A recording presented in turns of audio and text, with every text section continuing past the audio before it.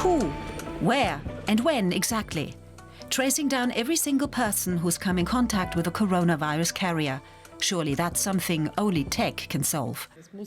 We must be able to trace every infection chain. We are working on an app that can help us do that. But that's got civil rights activists worried.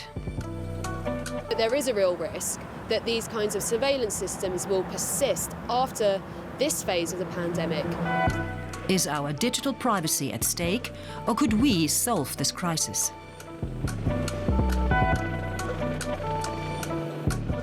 Welcome to our COVID-19 special here on DW News. I'm Monica Jones. Good to have you with us.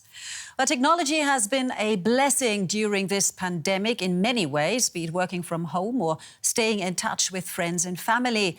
And tech helps us keep track of the virus. Now, Australia's launched a corona tracing app. It records who's been in contact with whom, so they can be warned if someone's infected.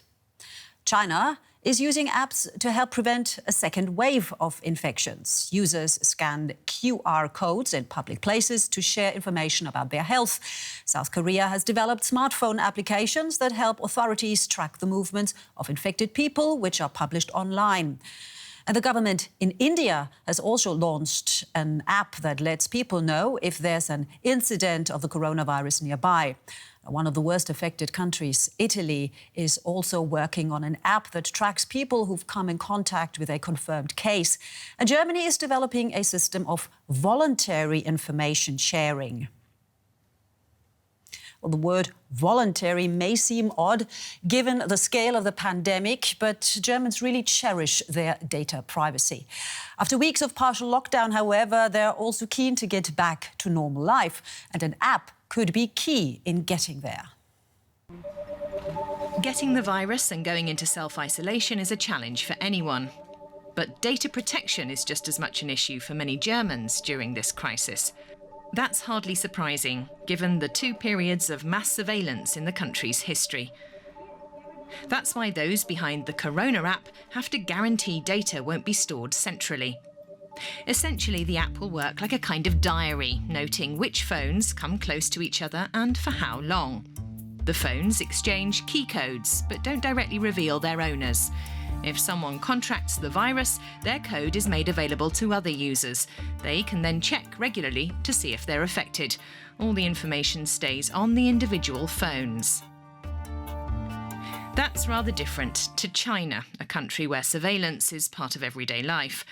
The large Chinese telecommunications companies granted authorities access to their databases at the beginning of February, allowing them to track individuals' movements. Thanks to centralized data storage, Chinese authorities are able to see precisely where those infected spend their time, and also see where groups of people have gathered. All of this allows them to identify individuals as potential spreaders of the virus. But for democratic societies, that's unthinkable. For many people, like here in Germany, anything alluding to surveillance is unacceptable. That attitude has led tech giants Apple and Google to reject centralized tracing apps and focus instead on developing tools for decentralized versions. A tracing app in Singapore, for example, centrally collects the names and ages of its users. But Apple won't play ball, and so the app only works on iPhones if the user keeps it permanently open. As a result, just 20% of Singaporeans use it. Aided by big tech's new acceptable tools, German app developers could have a Corona app ready by June. And for more, I'm joined by Martin Degeling, a postdoctoral researcher at Ruhr University in Bochum, where he specializes in data protection. Good to have you with us. Please tell me, how can a tracing app ensure data privacy on the one hand and limit the spread of the virus? Yes, first of all, thanks for having me. So the apps that we've seen around the world over the last weeks often track the users' every movement to determine where they have been and who they met exactly. But for contact tracing to work, it's not important to know all the specific details of who you met and where, but it's only important to know that you have met a person that was later infected. So it's not important to actually know all the details. but only to know that you have met someone. And that's what the current debate in Germany is all about, and in Europe, and that's what they're trying to implement with the latest version. Exactly, and this is why it takes a little bit longer than in some other countries. I mean, I have nothing to hide, at least I think so. But given the implications of the app, how foolproof is it? I mean, could the app send false info about someone being infected? So first of all, the app itself will not protect you, right? Because that's one of the problems with the coronavirus is that you often don't know that you are infected or somebody is infected. So the app will only help to inform you afterwards that you have met an infected person. And the other problem is with the data security, and that's what you've also mentioned. And that's what researchers are working on. What the group of researchers is working on at the moment to ensure that, for example, only health authorities are able to say who is infected and who is not. So, or that you are not able, if you use the app, that you can't edit the data to, for example, I could make a list of people that I don't like and put them on the list and say I met those people, and when I'm infected they all have to go into quarantine, right? That's what we want to prevent, and that's why security is important when these apps are developed. This is heaven for tech-savvy people, but of course, given that it'll still take a while until there is a vaccine, would you say that tech is key for us to get back to a normal life?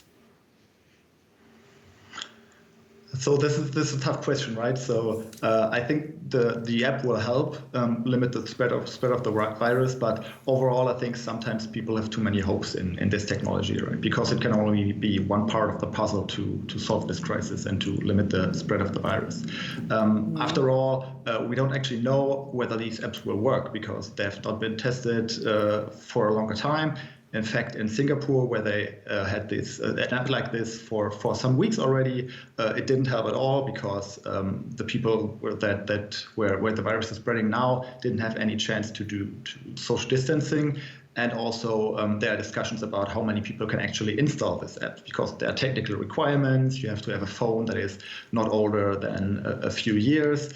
And that's not what everybody has. In Germany, they are discussing that about 80 to 90% of the people actually have the technical requirements. So have a phone that could work, and then you would still need enough people that would actually install it. Okay, so what you're telling us, there's still a long way to go, but it's worth taking the time for it to make it work. Martin Degeling there from Rio University in Bochum. Thank you so much for your time.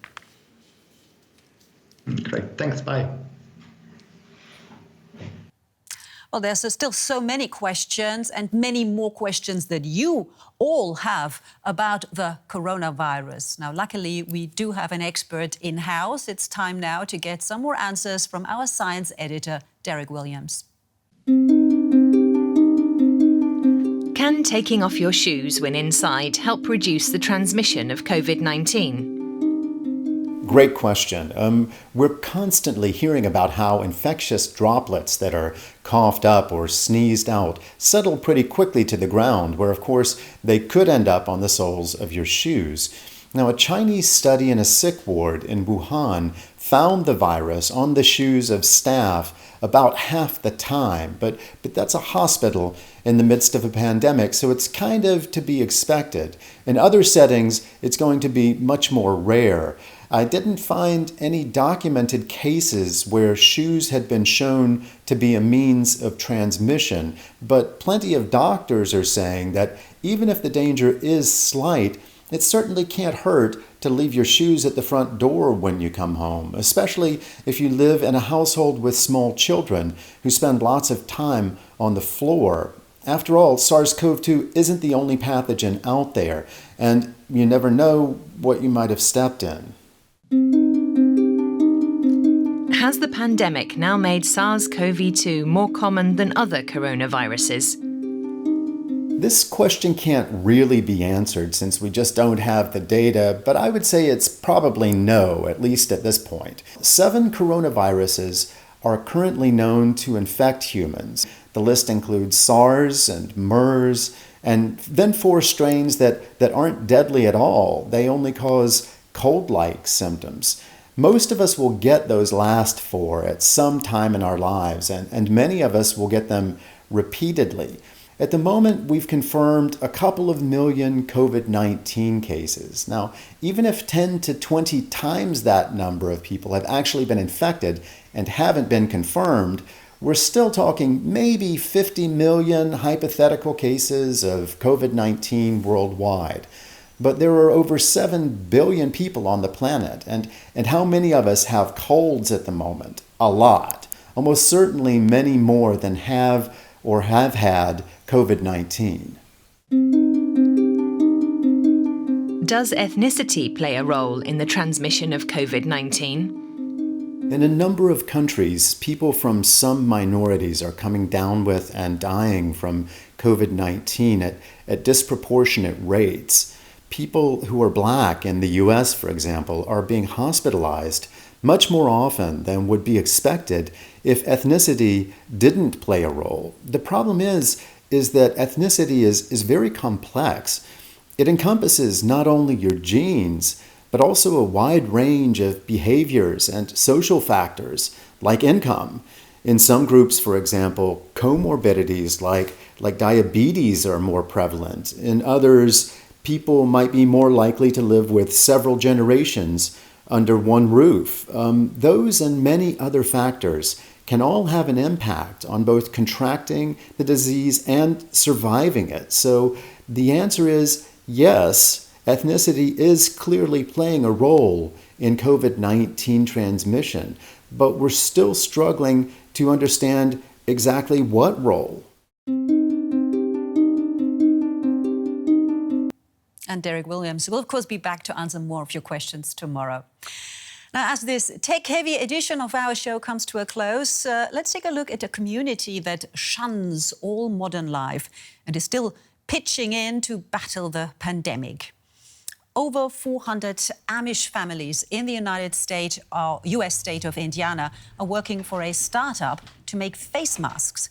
Home sewing is the norm in the community that mostly rejects today's technology.